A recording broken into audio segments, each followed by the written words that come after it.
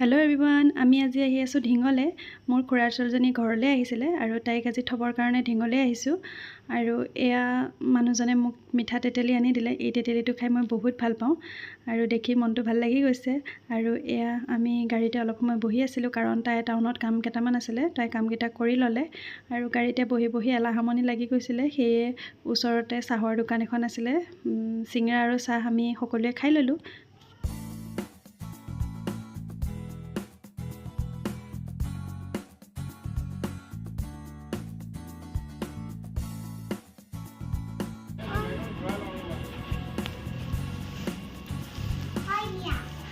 এইটো কাৰ ঘৰ? এইটো কাৰ ঘৰ?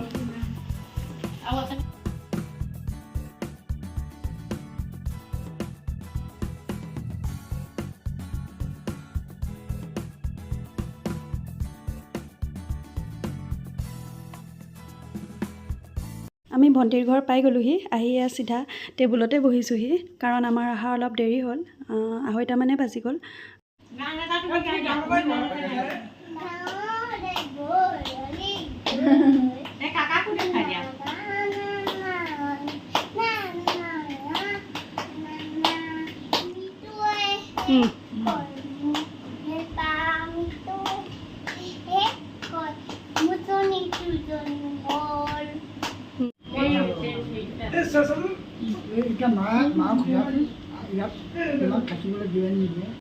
এতিয়া আমি আহি আছোঁ ইলামাহী ঘৰলৈ।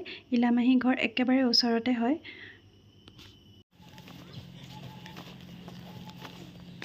এইফালে আহিলে মানে এইটো পুতলাটো হ'ব।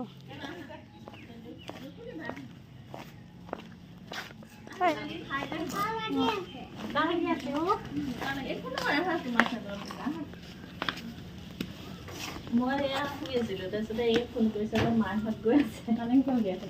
এই সকাম পতা নাই, দুদিনে সকাম পাতিছোঁ।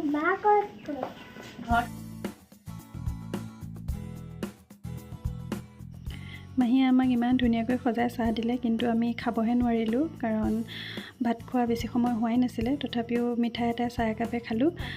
পাৰিছোঁ নহয়, আগতে ফুলামেই আমি ইলামাহী ঘৰৰ পৰা ওলাই আহোঁতে বাটতে এই গছবিধ দেখিলোঁ। গছবিধৰ নাম কি নাজানো বাৰু, কিন্তু সৰুতে ইয়াৰ আঠাৰে বহুত খেলিছিলোঁ আৰু আজিও দেখি ৰ'বই নোৱাৰিলোঁ। সকলো সৰু ল'ৰা ছোৱালীৰ নিচিনা বেলুন ফুলাবলৈ লাগি গ'লোঁ।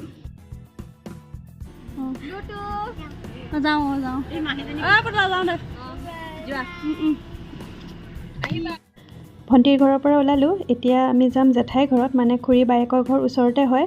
আৰু এয়া জেঠাই আমাক দুপৰীয়া ভাত খোৱাকেই মাতিছিলে, কিন্তু ভাত ভণ্টিৰ ঘৰত খোৱাৰ বাবে ইয়াত খোৱা নহ'ল। আৰু এয়া চাওকচোন, হাঁহৰ মাংস, পনীৰ, কিমান যে কি বনাই ৰাখিছে নহয়। ঘৰলৈ আহোঁতে আমাৰ দেৰিয়ে হৈ গ'লগৈ।